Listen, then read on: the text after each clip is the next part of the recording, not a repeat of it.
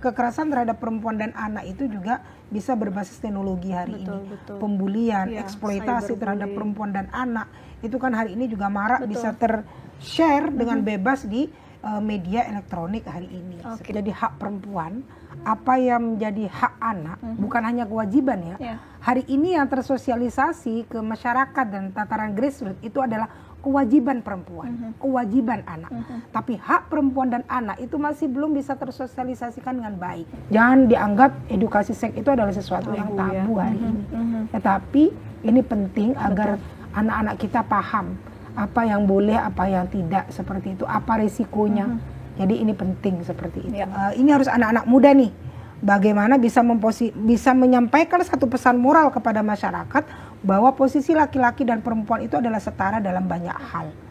Karena sejatinya laki-laki dan perempuan itu sama, laki-laki dan perempuan itu di mata Allah itu adalah setara, yang membedakan hanya adalah ketakwaannya.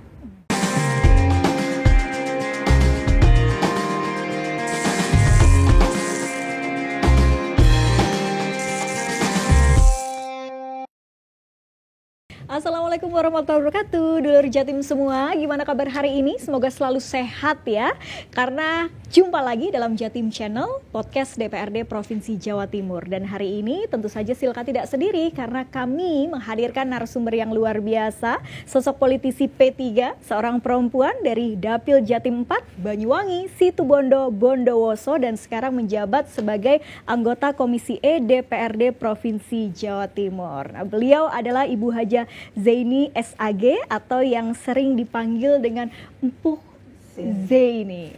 Gimana kabar hari ini? Assalamualaikum. Waalaikumsalam warahmatullahi wabarakatuh. Alhamdulillah sehat, baik. Luar biasa. Terima kasih sebelumnya sudah menyempatkan hadir di sini, Ibu Zaini. Atau karena masih muda ini, saya panggil Empuh Zaini aja ya. Sebenarnya udah nggak muda karena sudah punya 3 cucu. Oh, luar biasa. Jadi, tapi hari ini saya sudah jadi nenda. Oh, nenda ya. Nenek muda.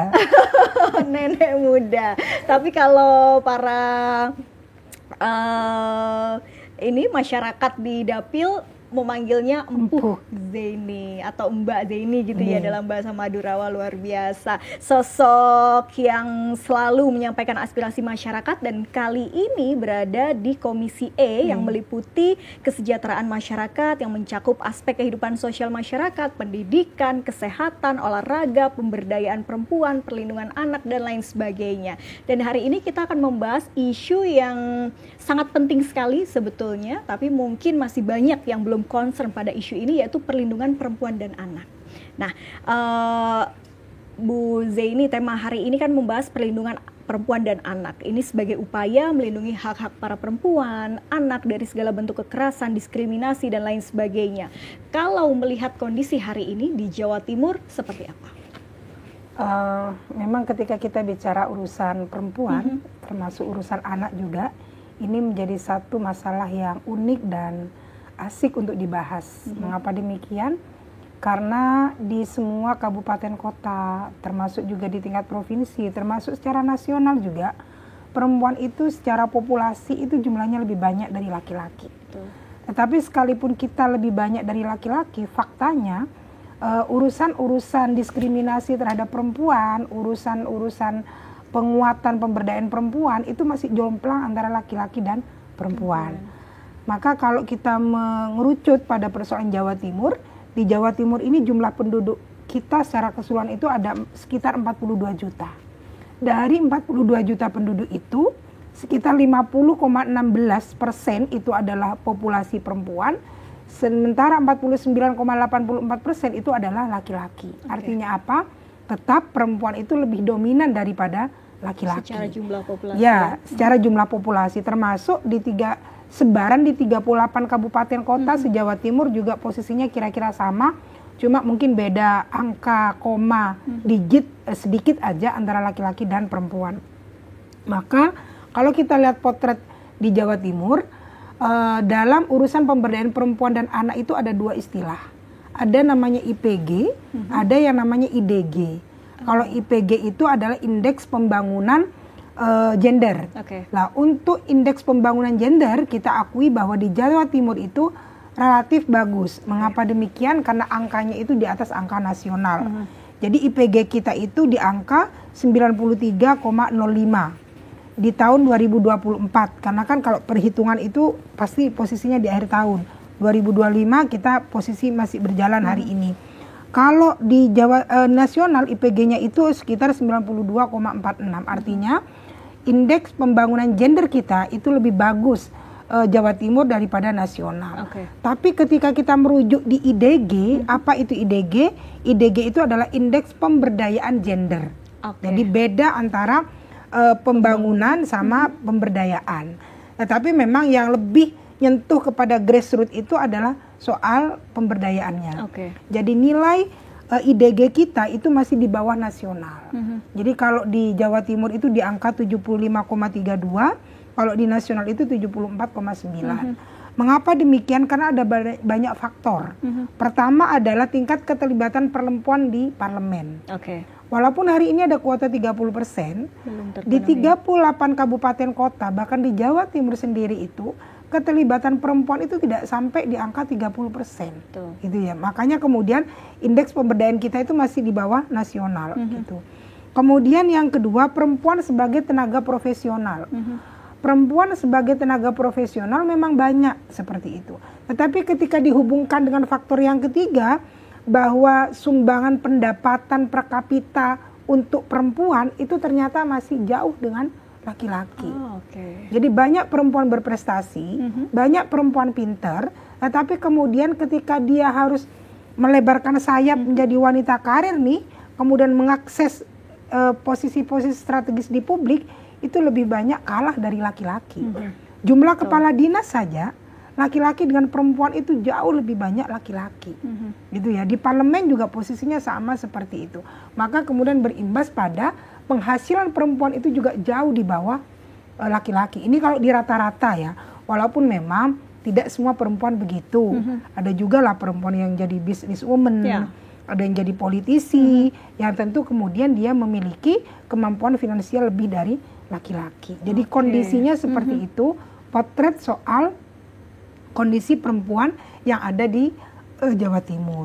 Maka sehingga otomatis kalau kita lihat jumlah kekerasan perempuan dan anak di Jawa Timur itu masih cukup relatif tinggi seperti itu karena faktor-faktor itu. Karena pembangunan gendernya cukup tinggi, tapi pemberdayaan gendernya kita masih di bawah rendah. Nasional secara rata-rata. Termasuk juga afirmative action ternyata masih belum tercapai 30%. Dan mungkin ini menjadi implikasi dari berbagai persoalan perempuan hari ini begitu ya, Bu Zaini, termasuk juga di Jawa Timur. Dan kalau dari data Dinas Sosial Provinsi Jatim yang kami peroleh, ini tahun 2022 ada 968 kasus kekerasan. Menurun di tahun 2024 menjadi 640 kasus. Memang bisa kita apresiasi penurunan itu ya, tapi kita harapkan kekerasan itu tidak terjadi pada perempuan. Kalau di Dapil sendiri seperti apa, Bu Zaini? Dapil saya kebetulan Situbondo, Bondowoso, Banyuwangi. Jadi potret saya memang lebih fokus di Dapil. Kalau di Situbondo pada posisi angka 2024 itu ada sekitar 31 ke tingkat kekerasan. Kemudian sama posisi Banyuwangi juga di angka itu, di Bondowoso memang relatif kecil pada posisi angka 4 yang terpotret seperti itu. Lagi-lagi ini ada yang terpotret dan tidak terpotret. Mengapa demikian? Karena urusan kekerasan terhadap perempuan tidak semuanya bisa terpotret. Karena perempuan itu punya privasi. Jadi perempuan itu kadang malu untuk mengeksplor apa yang terjadi pada dirinya. Jadi bukan berarti kok di Bondowoso ini lebih sedikit, berarti tidak ada dong kekerasan, tidak bisa dijadikan cerminan begitu juga. Jadi ini kan angka kekerasan yang terfollow up, yang tersampaikan ke Dinas Pemberdayaan Perempuan dan Anak di angka ini. Artinya masih ada sebenarnya angka-angka lain yang mungkin tidak bisa kita lihat. Maka kemudian, kenapa kemudian angka kekerasan masih agak relatif tinggi ya untuk Situbondo, Bondowoso yang terpotret seperti itu, karena memang ada banyak faktor. Budaya patriarki di dapil kami itu lumayan cukup tinggi seperti itu ya. Jadi daerah kami itu kan bukan daerah metropolis model-model Surabaya, Sidoarjo gitu ya, bukan daerah kota tapi banyak pedesaan. Maka kemudian posisi perempuan sebagai konco wingking itu masih lumayan menguat seperti itu. Maka otomatis apa implikasinya? Maka angka pernikahan dini itu masih juga relatif tinggi. Jadi anak-anak nih walaupun belum lulus SMA, ya di desa-desa itu ya masih lumayan banyak yang mereka menikah di usia dini. Maka tentu ketika dia menikah di usia dini, mereka kan memiliki keterbatasan wawasan berpikir. Kekuatan mentalnya juga tidak cukup kuat.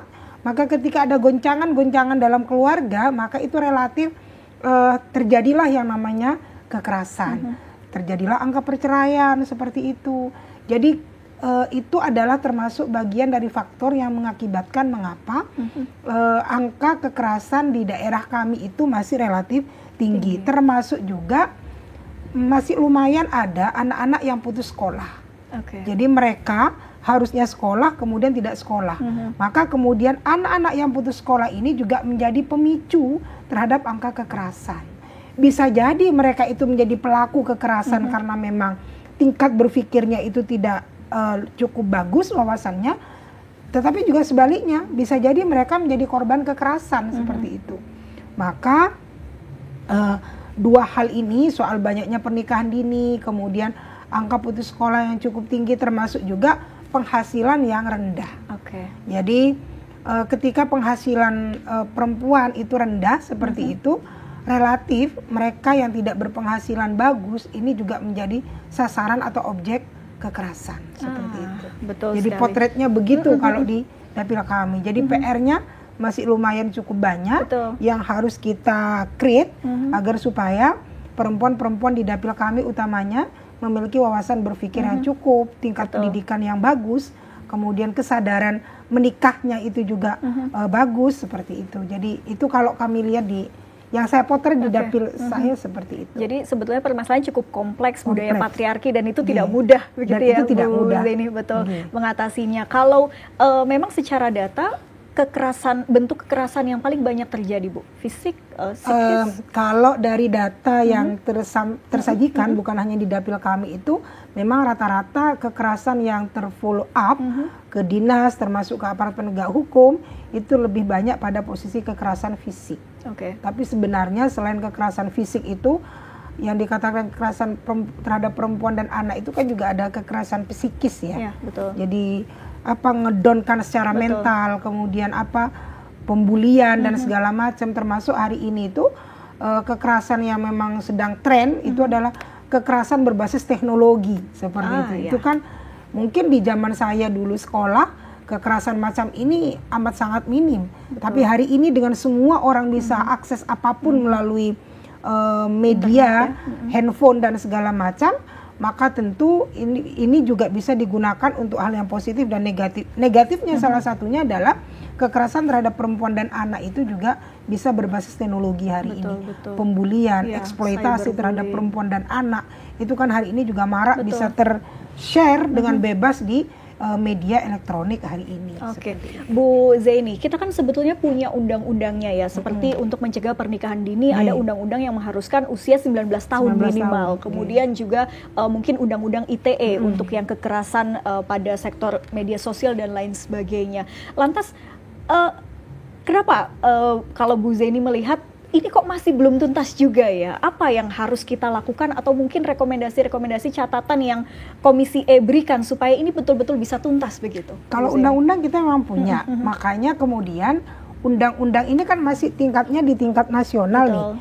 Undang-undang ini nggak bisa dengan serta-merta itu kita breakdown menjadi satu kebijakan yang kemudian ini menggigit kepada seluruh stakeholder yang berkepentingan, karena memang harus ada goodwill dari pemerintahan yang ada di bawahnya, baik itu pemerintah provinsi termasuk pemerintah kabupaten.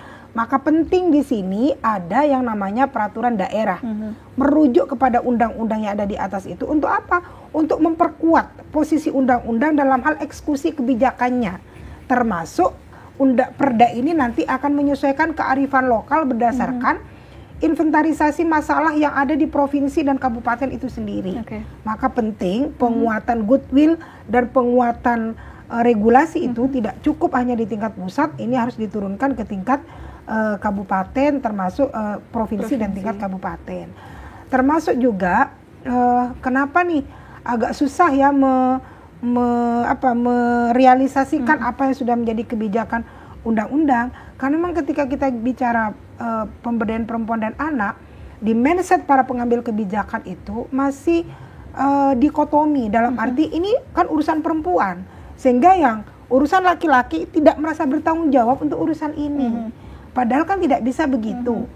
Jadi terjadinya kekerasan terhadap perempuan ini kan karena memang ada pelaku. Betul. Kalau misalnya perempuan ini adalah objek, maka kan ada subjek pelaku kekerasan. Siapa subjek pelaku kekerasan? Bisa jadi subjeknya ini adalah laki-laki.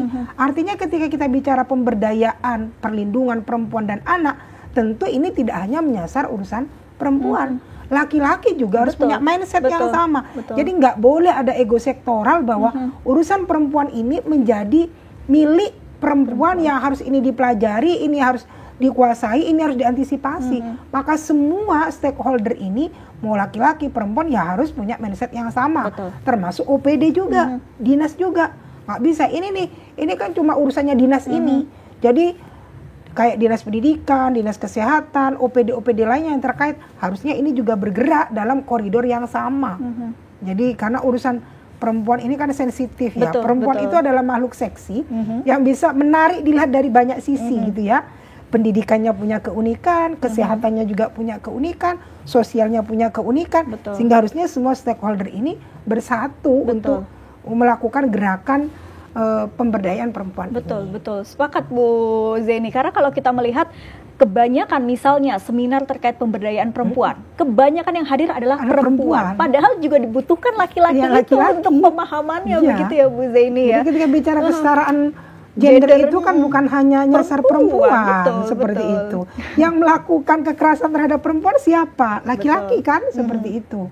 Sama ketika kita bicara masalah, dulu pernah ada di waktu saya jadi ketua DPRD di Kabupaten Situbondo itu, kita pernah punya perda tentang anti prostitusi.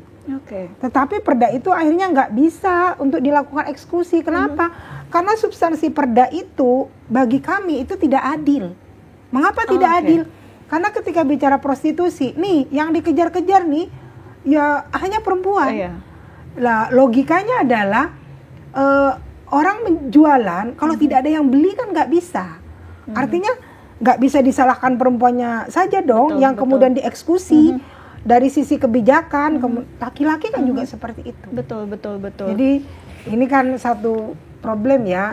Di kita itu kalau ada salah-salah itu masih perempuan. Jadi kalau ada anak nih, anak pinter, maka orang mengatakan, oh anaknya pinter, oh iya, pantas lah wong bapaknya ini. Tapi ketika anak itu bermasalah, misalnya kena miras atau apa, gimana ibunya mendidik?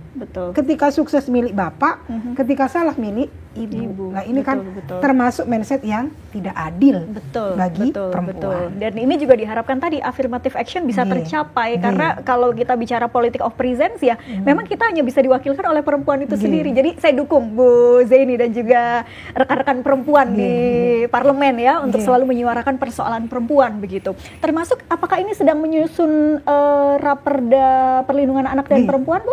Nah, apa saja poin-poin penting yang kemudian sebenarnya kita udah punya perda ya. Jadi dulu itu kita pernah punya perda nomor 16 tahun 2012 tentang penyelenggaraan pemberdayaan perempuan dan anak korban kekerasan. Cuma memang perda di tahun 2012 ini masih fokus soal posisi perempuan dan anak sebagai korban kekerasan. Kemudian kita pernah punya perda nomor 2 tahun 2014 tentang sistem penyelenggaraan perlindungan anak, dan ini hanya fokus kepada anak. Maka kemudian dengan berkembangnya masa, dengan berkembangnya kompleksitas persoalan hari ini seperti itu, maka kemudian kami dari Komisi E berinisiatif menggabungkan substansi dua raperda ini. Kemudian ada persoalan-persoalan up to date yang hari ini tidak tercover dalam perda yang lama itu, gimana nanti bisa masuk di raperda yang baru. Maka kemudian hari ini kami Komisi E sedang menginisiasi perda inisiatif soal pemberdayaan dan perlindungan perempuan dan anak seperti itu ya. Jadi ini digabung nih, dua perda, substansi yang dijadikan satu, ditambah beberapa hal yang ini kemudian kita tambahkan berdasarkan temuan-temuan daftar inventarisir masalah yang ada di lapangan seperti itu. Baik. Jadi kalau dulu itu lebih kepada perempuan soal kekerasannya, bagaimana perlindungannya. Tapi hari ini di substansi perda yang kami angkat ini sudah bertambah kepada apa program intervensi preventif yang bisa dilakukan oleh pemerintah. Jadi kalau yang lama ini kan masih pada posisi ketika terjadi apa kemudian harus dilakukan oleh OPD. Nah ini tidak hari ini. Sebelum terjadi bagaimana kemudian pemerintah Provinsi Jawa Timur bersama dengan masyarakat itu harus melakukan langkah-langkah strategis seperti apa agar supaya ada pencegahan terlebih dahulu nih supaya tidak terjadi kekerasan dan hak-hak perempuan dan anak bisa terlindungi. Oke, siap. Wah, luar biasa. Semakin menarik nih kalau kita bicara soal isu perempuan. Termasuk juga ada partisipasi masyarakat. Nah, ini yang kita atur dalam perda ini. Oh ya. Jadi kan nggak bisa nih ketika kita bicara urusan perempuan dan anak, ini tanggung jawabnya dinas, ini tanggung jawabnya anggota dewan, kan tidak bisa begitu. Betul. Jadi harus holistik. Jadi harus ada partisipasi masyarakat juga yang turut mendukung terhadap program pemerintah ini. Betul. Bu Zeni, silakan diminum dulu. Ini kalau kita bahas perempuan ini kan memang harus sedikit menggebu-gebu gitu ya. Bismillahirrahmanirrahim. Supaya apa yang kita aspirasikan juga bisa segera terrealisasi dan tercapai, karena kalau kita bicara soal perempuan, selain tadi perempuan selalu ditempatkan pada sektor-sektor privat atau ditempatkan di nomor 2, kemudian belum lagi soal beban ganda, kemudian gaji yang selalu lebih rendah dari laki-laki. Betul, saya tahu beberapa mungkin contoh kecil saja seperti buruh tani. Itu buruh tani perempuan pasti gajinya lebih rendah dibandingkan dengan laki-laki, dan juga berbagai permasalahan kekerasan dan lain sebagainya. Kerjanya sama. Nah, betul sekali. Nah, ini padahal perempuan tidak wajib loh cari nafkah. Nah, yang wajib itu adalah laki-laki. Nah, hal-hal seperti itu ini kan mungkin perlu adanya disosialisasikan atau pemahaman terhadap seluruh masyarakat bahwa ada kelompok-kelompok rentan termasuk perempuan, anak yang harus juga dilindungi dan lain sebagainya. Ini kalau Bu Zeni sendiri melihat bagaimana, atau apa sih Bu yang sebetulnya harus kita lakukan sesama masyarakat ya? Ya, memang ini nggak bisa menjadi tanggung jawab pemerintah. Pemahaman soal apa yang menjadi hak perempuan, apa yang menjadi hak anak, bukan hanya kewajiban ya. Hari ini yang tersosialisasi ke masyarakat dan tataran grassroots itu adalah kewajiban perempuan, kewajiban anak. Tapi hak perempuan dan anak itu masih belum bisa tersosialisasikan dengan baik. Maka inilah yang kemudian penting kita melakukan, kalau bahasa kerennya hari ini literasi lah ya. Literasi soal pemberdayaan perempuan dan anak ini harus dimulai dari skema terkecil. Apa itu skema terkecil? Tentu keluarga. Jadi bagaimana dalam lingkup keluarga kita itu sudah paham nih apa yang menjadi hak kewajiban perempuan, apa yang menjadi hak kewajiban anak. Setelah keluarga tentu adalah lingkungan sekolah. Karena di lingkungan sekolah ini adalah lingkungan kedua yang akan membentuk karakter anak, dan dia akan lebih banyak ada di situ, seperti itu. Setelah literasi di tingkat sekolah, baru kemudian di lingkungan masyarakat, kemudian baru tempat kerja.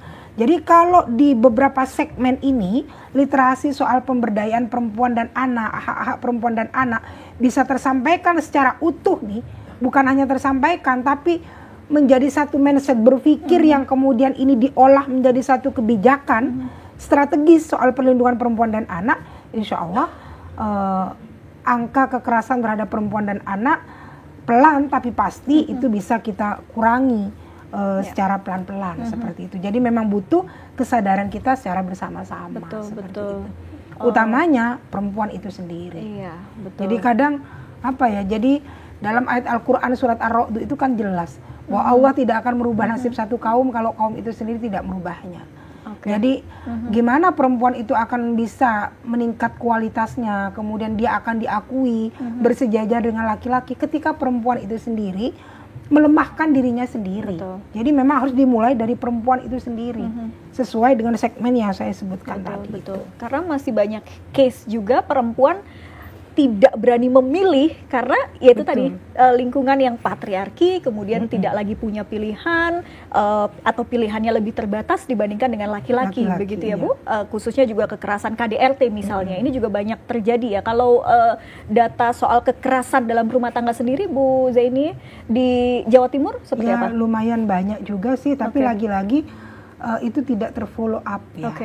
Jadi perempuan-perempuan saudara-saudara kita itu ketika memang dia mengalami kekerasan dalam rumah tangga, awal dia menjadi korban, dia sangat antusias nih untuk melaporkan kepada pihak-pihak berwenang ketika dia sudah tidak bisa melakukan mediasi.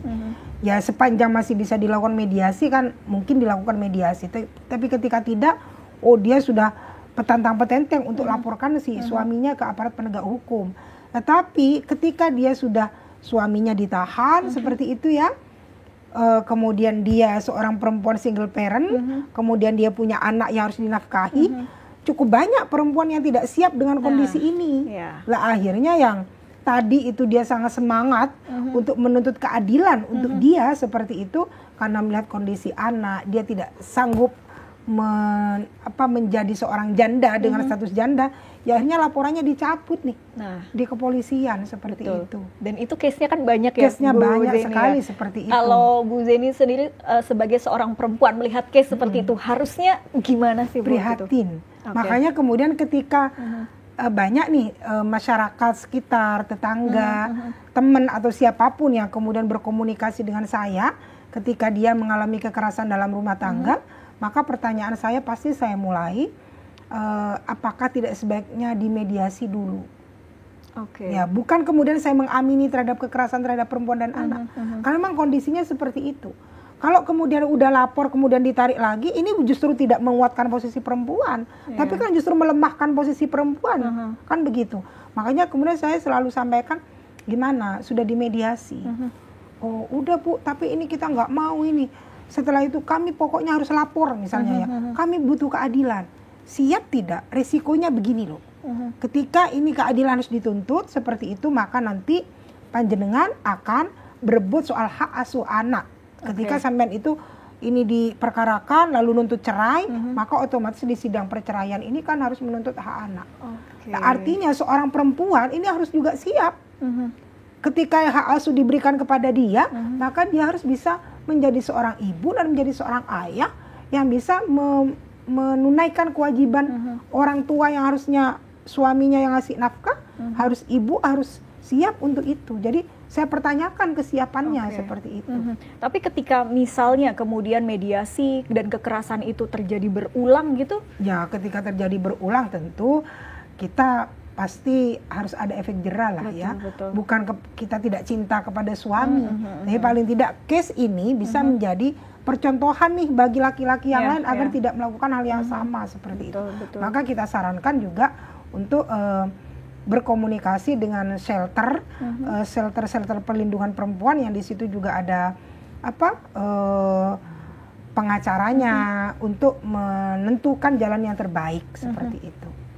Untuk melakukan pendampingan utamanya. Betul. Bu Zaini, ini kan juga sekarang kita sedang menghadapi banyaknya kekerasan seksual juga, khususnya terhadap para remaja-remaja putri dan lain sebagainya. Apa kemudian langkah konkret atau yang sebaiknya kita lakukan, entah itu edukasi seksual secara dini di sekolah atau apa sih sebetulnya yang ideal begitu Bu untuk kita preventif ya? Kekerasan seksual terjadi. Ketika bicara kekerasan seksual, hari ini sudah sekolah jangan tabu lagi untuk memberikan edukasi seks. Jadi ketika kita bicara edukasi seks itu jangan dianggap ini hal yang tabu. Tapi apa itu seks?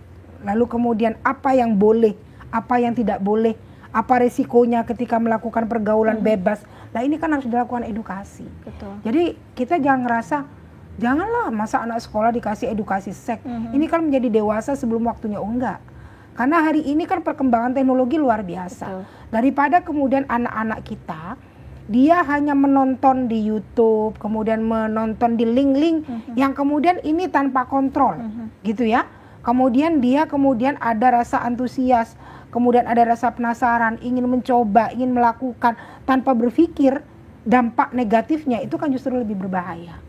Maka lebih baik edukasi seks ini diberikan kepada anak-anak kita sejak dini, termasuk di sekolah. Termasuk dalam keluarga kita, sebenarnya penting juga kita untuk memberikan edukasi seks. Tetapi jangan sampai salah dalam memberikan edukasi seperti itu ya. Karena kan hari ini anak-anak kita itu tradisinya adalah meniru. Meniru terhadap apa yang mereka lihat, meniru terhadap apa yang mereka dengar. Jadi kalau di rumah tangga nih, kalau memang orang tua punya kemampuan lebih untuk memberikan edukasi yang pas, monggo dilakukan. Tetapi kalau kemudian orang tua juga awam terhadap ilmu kesehatan, tidak paham lah tentang perilaku free sex dan segala macam ya, seks dengan segala aspeknya seperti itu, ya jangan sampai memberikan edukasi yang salah. Maka mungkin lebih baik sekolah ini yang kemudian bisa memberikan edukasi seks kepada anak-anak kita seperti itu. Jadi penting, jangan dianggap edukasi seks itu adalah sesuatu yang tabu hari ini. Tetapi ini penting agar anak-anak kita paham apa yang boleh, apa yang tidak, seperti itu, apa risikonya. Jadi ini penting seperti itu. Karena melihat perkembangan teknologi hari ini juga sedikit menyeramkan dalam tanda kutip Bu Zaini ya. Apalagi menyangkut terkait dengan kekerasan, cyberbullying dan lain sebagainya. Sehingga ini menjadi urgent juga begitu. Dan kemudian dari berbagai tadi permasalahan disampaikan, memang masih banyak PR-nya dan tantangannya pun juga pasti besar ya Bu Zaini. Tapi apa kemudian yang membuat bahwa ini memang tantangannya besar gitu, kalau Bu Zaini dan rekan-rekan di Komisi E sendiri melihat terkait dengan perlindungan perempuan dan anak ini? Ya, kenapa saya bilang tantangan pemberdayaan perempuan dan anak ini besar? Tentu kami melihat tantangan dari internal dan eksternal. Kalau internal itu lebih kepada diri kita sebagai perempuan, bahwa kenapa perempuan itu lebih banyak menjadi sasaran terhadap kekerasan perempuan dan anak. Pertama karena memang kapasitas perempuan itu masih rendah dibanding laki-laki, seperti itu ya. Jadi upgrade kapasitas perempuan itu masih di bawah laki-laki. Kemudian yang kedua, penghasilan perempuan itu masih di bawah laki-laki. Kemudian perempuan yang menempati posisi strategis itu masih di bawah laki-laki. Pengambil kebijakan perempuan itu lebih sedikit daripada laki-laki. Jadi ini kan urusan mapping soal kondisi existing perempuan. Jadi kondisi existing perempuan ini kita masih rendah. Ini menjadi tantangan internal perempuan. Maka apa lagi yang menjadi tantangan eksternal kita itu adalah perlakuan laki-laki, ya perlakuan masyarakat, mindset, kemudian budaya itu kan juga menjadi tantangan. Jadi mulai dari budaya patriarki, kemudian stigma gitu ya, bahwa kalau pemimpin perempuan itu nggak akan pernah sukses, karena terlalu emosional. Ya, kalau perempuan itu bermain dengan hati, tidak dengan logika, sebenarnya nggak juga. Saya dulu pernah jadi ketua DPR perempuan di Situ Bondo dan anak buah saya lebih banyak laki-laki, tapi saya tidak bermain dengan emosi dan saya tidak bermain dengan perasaan. Jadi tidak semua juga seperti itu. Jadi termasuk kalau perempuan itu lemah, kalau perempuan kalau rapat tidak mungkin kuat sampai malam, kata siapa juga. Saya kuat rapat sampai jam 1 malam seperti itu. Enggak juga sih seperti itu. Itu kan hanya stigma aja. Kalau laki-laki itu kuat secara fisik, kalau perempuan tidak kuat itu kan hanya sekedar stigma saja. Nah, itu adalah hal-hal hambatan eksternal yang ada di sekitar kita yang itu harus dilakukan perubahan-perubahan. Walaupun melakukan perubahan ini tentu tidak mudah, gitu ya. Karena urusan-urusan itu nggak bisa dijawab dengan perdebatan, tetapi harus dijawab dengan aksi nyata dan bukti bahwa perempuan tidak seperti itu.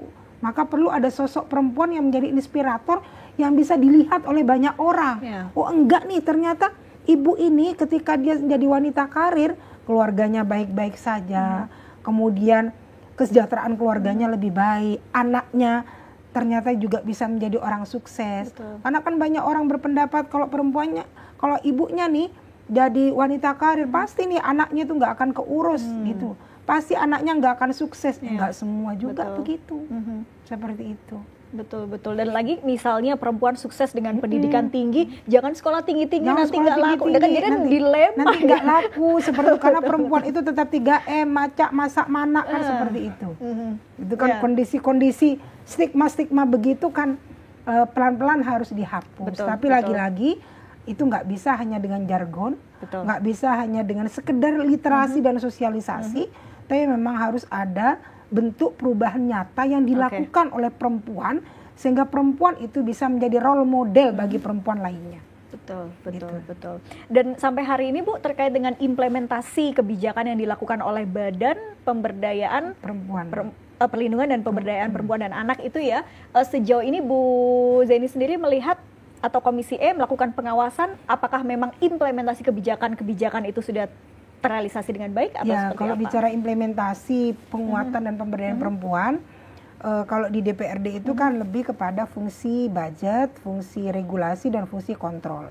Di fungsi regulasi kita udah jelas, kita menginisiasi peraturan daerah ya untuk memperkuat posisi pelindungan perempuan dan anak. Kita bikin perda inisiatif. Kalau di fungsi budget atau keuangan, tentu kita bersinergi dengan OPD yang memang konsen di bidang itu. Contoh misalnya di Dinas Sosial. Di Dinas Sosial hari ini pemerintah Provinsi Jawa Timur itu ada program namanya KIP Jawara. Jadi KIP Jawara ini adalah satu program pemberdayaan perempuan di mana perempuan-perempuan yang rentan. Jadi anak perempuan putri jawara, kemudian anak perempuan yang memang dia usia sekolah seperti itu, tetapi dia berada dalam kondisi rentan miskin, itu bagaimana bisa dibantu. Kemudian juga ibu-ibu yang mereka punya basic usaha tapi kesulitan modal. Kemudian ibu-ibu yang dia single parent, ibu-ibu yang rentan miskin, dia difabel dan segala macam, maka ini bisa mendapatkan bantuan dari KIP Jawara ini sebesar 3 juta.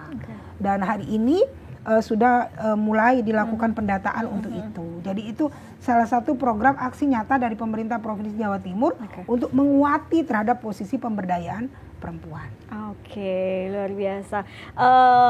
Bu Zeni, mungkin harapan juga ya terhadap generasi muda di tengah sekarang mungkin banyak tantangan yang dihadapi begitu.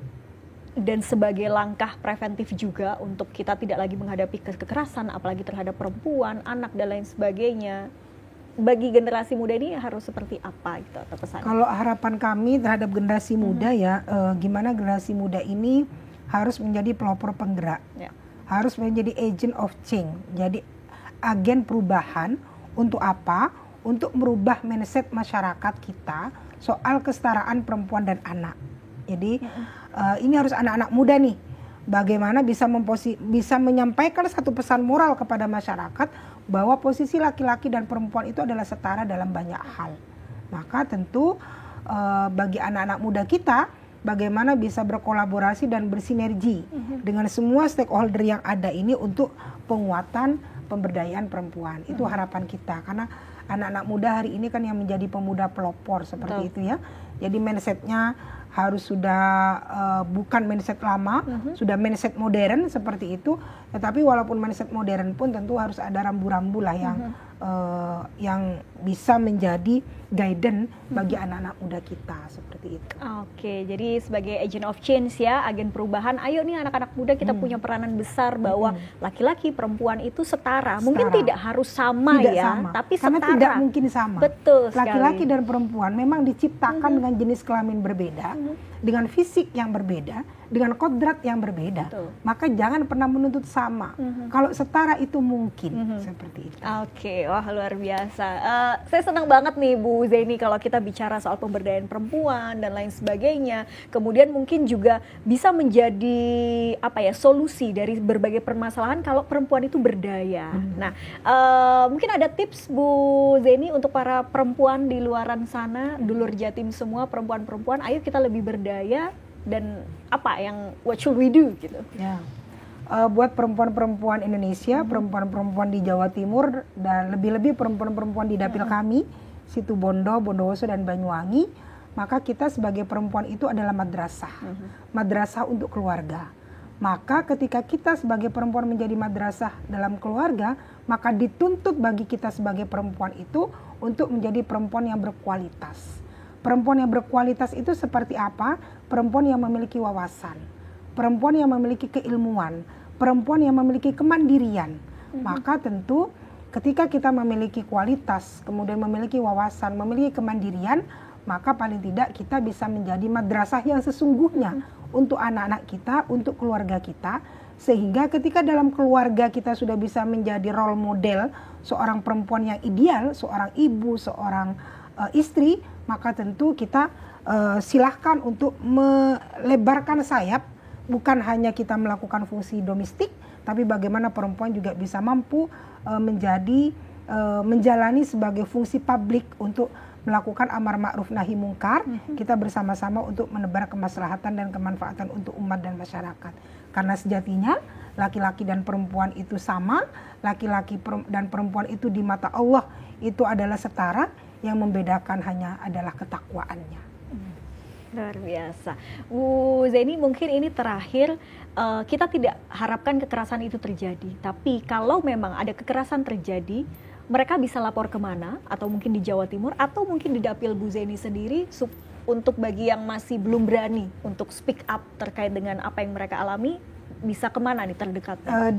Kalau di kabupaten kota itu rata-rata, kalau ke Jawa Timur mungkin jauh jauh ya. Jadi di kabupaten kota masing-masing itu ada Dinas Pemberdayaan Perempuan dan Anak.